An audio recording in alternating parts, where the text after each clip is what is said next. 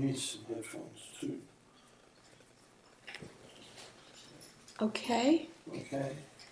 You're doing it again. You're Huh? you're on again. Are we ready? Yeah. All right. Here, get the camera over here. I'm ready for my close up. Yes, I got you. You got the radios in the shop too? Mm-hmm. Part of them, not all of them, but part of them. Get most of them. Okay. Okay. All right. Well, maybe you can't get that wide. Yeah, I've got as You can get that wide? wide as I can get. Okay. That's good. We're gonna Move go. back a little more. Are you ready? Well, this will do it, I'm sure. Hello. Hello. I think you can. Okay. Oh, I come got on, you guys are. Are you good to go? Yeah. Grab a chair, Herb, and I gotta get. grab a little light chair of some kind and sit over here beside me, beside the other side of the other end of the radio. Have you done it yet? Yeah, we're on. Oh, we're on. Okay. Well, okay. Here I am with my mad scientist headphones here. Herb will be here in a minute, and I'm supposed to be explaining I'm supposed to answer the question from earlier. Davine wants to know, what does a transformer do? And I told her, well, it transforms. What do you think? And so, but what does it transform? What does it do? A transformer transforms, like for instance, you may have a 1 volt peak-to-peak signal going into a transformer, and it may come out as a 10 volt peak-to-peak signal coming out the other end. So it's transformed from 1 volt to 10 volts. At the same time, you might have it also transforms the impedance. That's that same circuit that was taking the 1 volt input and giving out a 10 volt output would be looking for possibly, the input would be a low impedance and the output would be a high impedance. So the impedance would be transformed from being a low impedance to a high impedance, and the voltage would be transformed from a low impedance to a high, from a low voltage to a high voltage. And how we accomplish that is that your basic electromagnetic theory is that if you run a current through a conductor or a piece of wire, it causes there to be a magnetic field forms around the wire, the conductor. Likewise, if magnetic flux lines pass through a conductor, a piece of wire, they induce a current in the wire, or at least a potential for a current in the wire. So what we do is we make 2 coils of wire, and we put 2 coils of wire together in basically the same space, usually wrapped around the same magnetic core or something. And that's how we make a transformer, is we put 2 coils of wire together. And they usually, not necessarily, but they usually will have a different number of turns. Who figured that out? Of windings. I don't know. I guess Mr. Transform invented the transformer. That's how it got its name. Yeah. Did you get her? Can you see her in there too? What'd you say, her? That's how it got its name. It's simple. It's elemental. It's elemental. So, and we have these lovely radios. You have to be patient with me. This is all Greek to me. So the point is that we use the transformer as an impedance matching device, or to change signal levels. A very common use but they're used all the time in power. They run high voltage lines from the power stations, from the generators out to the power stations. They run at high voltage, and then they they hit a transformer, and the transformer transforms the high voltage to a lower voltage that we use in our houses. Oh, so when a squirrel jumps on the transformer and blows it, that's why the power goes off. That's it. Good, yeah. That's it. Because if it didn't, it would send all that high voltage power into the houses. Alright, It so, would be on fire, probably. and so And people would die. You'd be fried. the ratio of the terms represents the ratio of the gain or reduction in voltage. And where you find a gain in voltage, you find a reduction of current. And where you find a reduction of voltage, you find that you gain in current.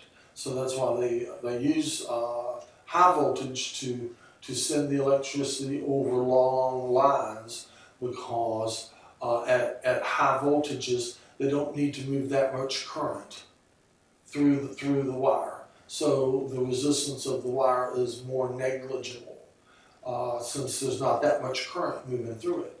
But when it gets to the other end, we need more current to do the work for us. So we bring the voltage back down, and then it does more work for us. Like for instance, the tubes in this radio, it takes quite a bit of power to make them glow red hot. It takes a lot of power there.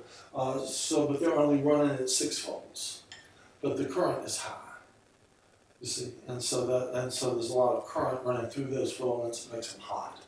And the same, running a lot of current through the high voltage lines. If a lot of current went through there, those lines would get hot too, and their resistance to the flow of current would be a big problem in transferring the power. But power is a combination of voltage times current equals power. So if you can increase the voltage and you can still let the current be small, you can still get the power you need where it's going. And transformers are used for that a lot, because transformers are used to step the voltage up to the higher voltage, or even more commonly, they're used to step it down to voltages that are more usable, and that will produce higher currents for us to get our work done. So what are you doing with those radios? So a transformer. Oh, are you not through with your transformer?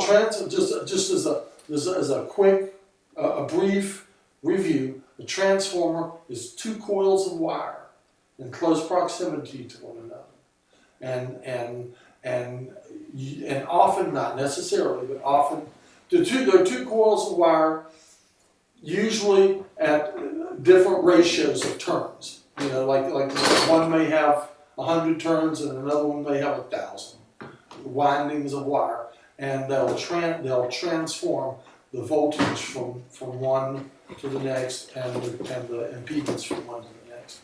And so they're used to change the impedance and change the voltage of things. And I think that's pretty well. Do you understand what a transformer is now? I think I have a better idea, but if I had a graphic, I think it would be better. It would be better, like a little chalkboard. Yeah, a little like. Or But I think I've got it, but I don't think I have it completely. If someone were to quiz me right now, I would flunk. Well, I just happen to have a graphic. What impresses me most about this is that this law of physics between voltage and current. There are laws of physics which we apply to our practical uses. And the schematic for a coil of wire just looks like this. That's a schematic for a coil of wire. And for a transformer, it's two coils of wire. Yeah, one longer than the other. And we usually have some marks like that, some bars that imply the metal core that they both share. And this one may be a 600 ohm winding, and this one may be a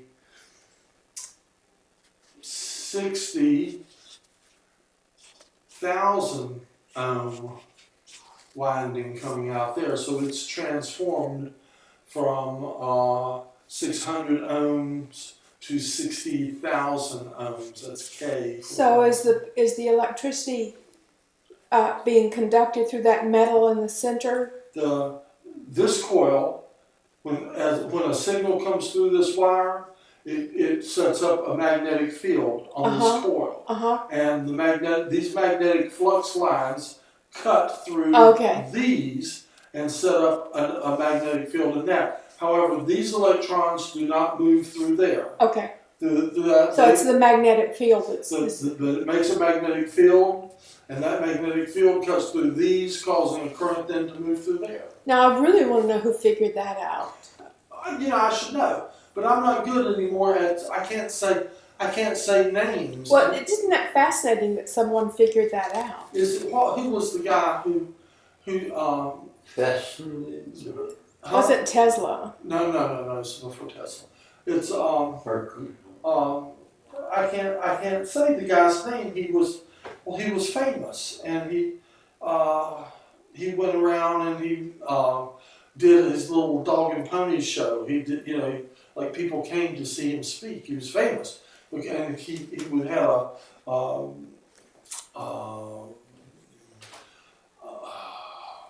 say the word is it shows the direction north south.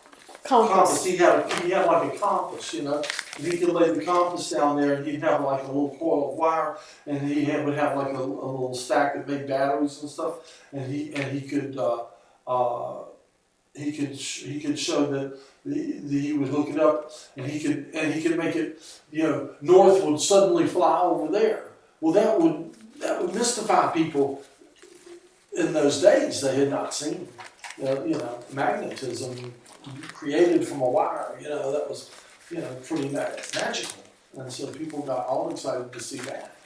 And then then he could also take a magnet and pass through a coil of wire and make an electric current. So he could have a coil of wire over here and wires to run over there, and over there he could have a compass, and you could be looking at that compass. And then he could take a magnet over here on this coil, and he could just wave that magnet across that coil, and you would see, and your compass would go flying different ways. So that would, and people, and then he could explain the principles involved in it, and they would all come to hear that.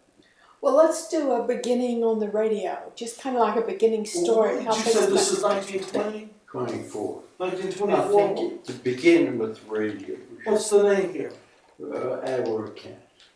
Atwater Kent. Edward Kent was one of the early manufacturers of radios. It's beautiful. What a lovely one. Yeah, it's mine.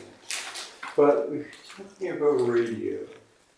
I think modern radio, as we know it today, began in 1906 with the first vacuum tube. I'll show you this tube. Is this number one? No, this is much later variety, but a vacuum tube. Yeah, that's lovely, And that was invented by a man named Mr. Vacuum. DeForest. Oh. And that began. And how did he know to? No, vacuum was his How did he know to invent that tube? There's a big question mark there, whether he did anything. But in the history books, they claim DeForest invented it. But he was not too.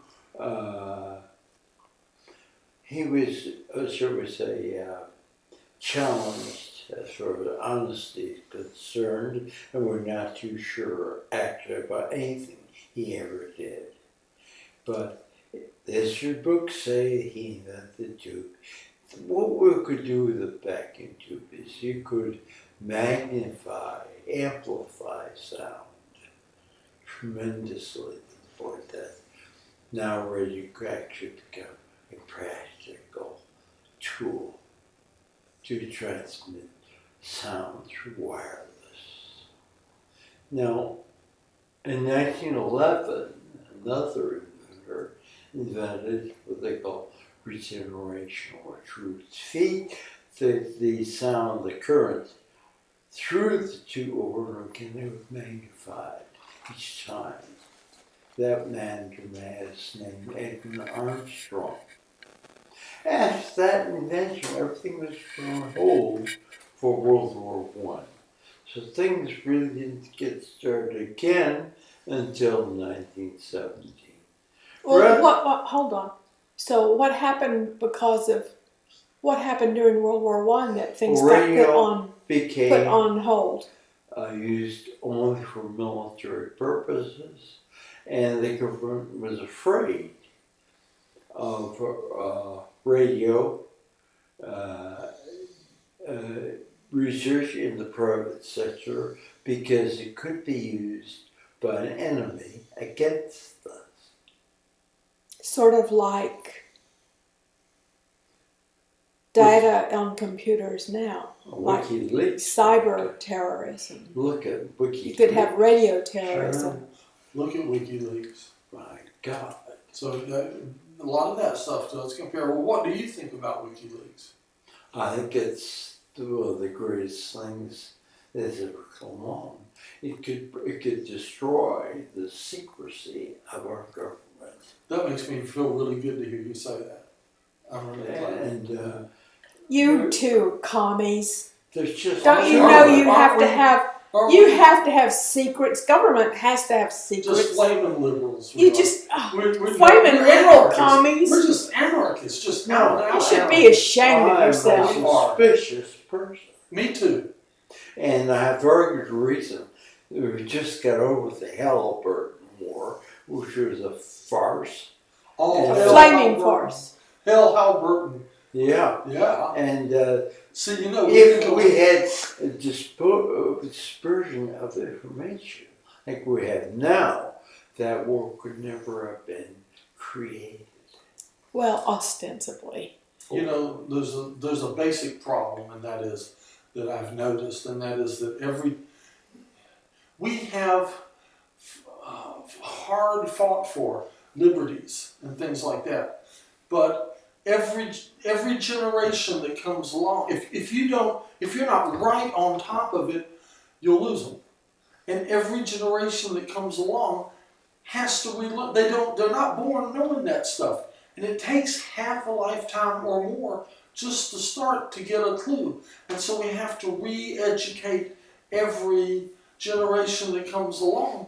And it's a hard thing to do. In a perfect world, if power were responsibility, power was something that you assumed with the welfare of the whole society in your mind, there would be no problem. But in human history, power has been something that people abuse. Right. And generation after generation, they abuse power unless those few people are willing to fight for their liberties. I don't mean for assault weapons. I mean something much more serious. Well, I'm thinking that hopefully now, with the information revolution and dispersing information that has come along due to the internet, that will help this process of educating every generation. You see that a lot of people even get old and still don't have a clue. But hopefully more and more people can get more and more information and can understand what's up, what's the deal here. Well, if you would move about a foot closer, Yeah. I could still get the radio in and get more of Herb in. Yes, ma'am. And a foot. How's that? What What we're really discussing is very closely related to this new box, because with the advent of radio, radio. people have had access to information that they never really had before. And these are hooked up, aren't they? Let's wait. I got an idea. Let me do Oh, this. these hooked up. I think so. I think that last I remember, I hooked those up. Oh, okay. Okay, let me see here. That little gizmo you just Oh, wait a turned minute, on wait, has wait, made a wait. little bit of a Let's see buzz. that. Ooh. I'm getting a lot of noise here. Oh, Okay, that's wait. That was very close. We're from. You ready? Come in, London. Oh, it was an amazing thing. When the radio came out, people were thrilled. They were just so excited that it's all they talked about. Are you sure there weren't naysayers also, though? There were some people. All right, see if you can hear this, Davey. No, look, put it on the microphone. See if you can hear that. I sure can. Some guy talking, isn't it? There it is, and that's the Atwater Kent from 1924. Is that exciting? Can you turn the volume up a little more? That's the wrong one. This one? Is it up already? That help? It's got that old-timey sound. Maybe it's a real thing with some ghosts up there. Well, it's from 1924. Well, let me think it's Ghost in there from Isn't 1924. that exciting? Ghosty sound. You can imagine what. Well, y'all quit talking for a minute. Let me figure out what it's saying.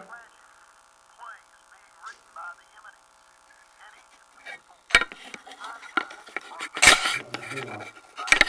We're making a total noise here. How's that?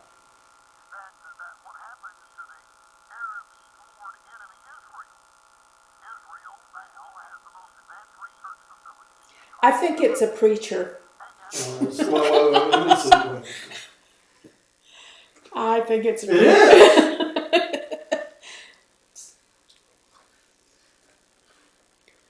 preacher. Well, He's preaching about something. Well, what an amazing thing.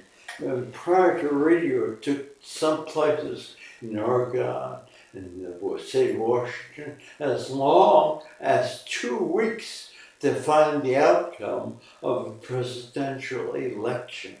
Are you sure about that? Didn't they have like Telegraph, yes. telegraph? Yes, but some of these very remote areas Didn't have a telegraph station didn't have either. that. So they were As depending 2 upon the weeks. Pony Express, more or less. They were, I don't know how they were on that, but it took them ages. Ages to find out. With the radio, the information was dispersed like it had never been before. Of course, the individual who made the most radio in the 30s was Franklin Roosevelt. With his fireside chat. Right. And we could use something like, I think it would be fun if Barack Obama did fireside chats and did them on the radio instead of doing them on the TV. I think that would be I think Clinton did. I'm not sure if Clinton does. Everything's been TV pretty much since. But still, that'd be wonderful. Mm-hmm. Well, wouldn't it be cool if he would live stream it on the YouTube stream? Well, it's not. I know it's not going to happen. Anything's going to be video now in this world, you know. To know. But I too remember when radio was something that in my town where I lived when I was a teenager, we had a disc jockey there on a local radio station that was so popular that they even wrote articles about it in the newspaper and stuff, that they had the high school kids, you come home, and you do your homework, you eat supper and stuff like that, and mostly then maybe kids would watch TV.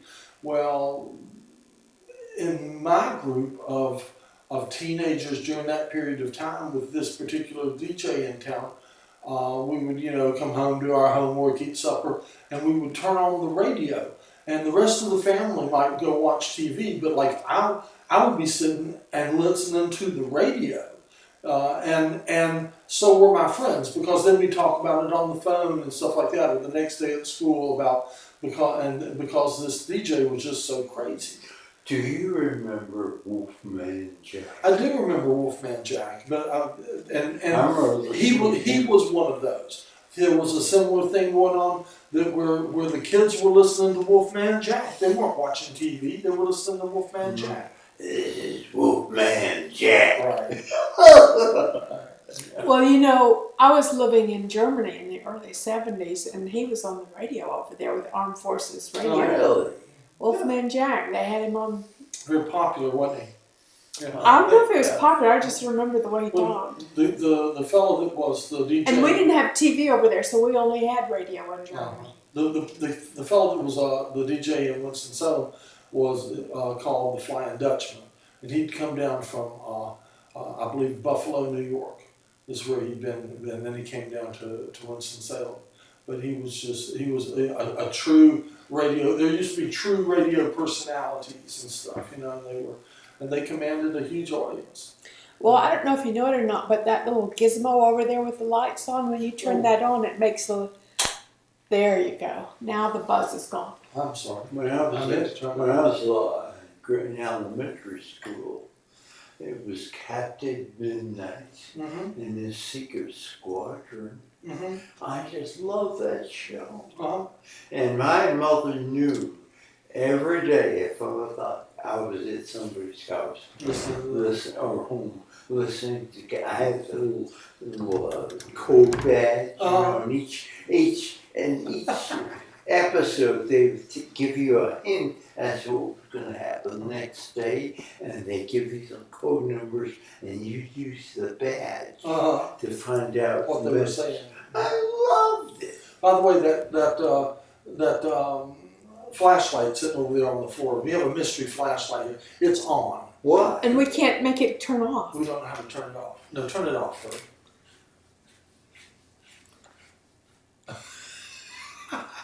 You can take it apart. Now you think it's still turned off? Herb, move over about 6 inches towards John. Okay, so we got. Well, you know, do you remember when the shadow was on? Oh, the shadow. What- The weed of crime bears bitter fruit. What the evil- shadow knows. What evil lurks in the heart of man? Oh, I loved it. What? Goosebumps. And what was the one? Was it? I call it the squeaky door. Was it the? Yeah. Was it? That was the Oh, inner that's sanctum. inner sanctum. The inner sanctum.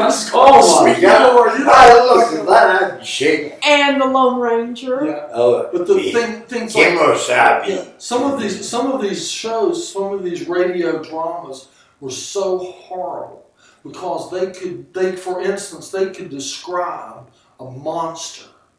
It was so much more horrible than anything Hollywood could ever produce. You see what I mean? They should call the radio the theater of the mind.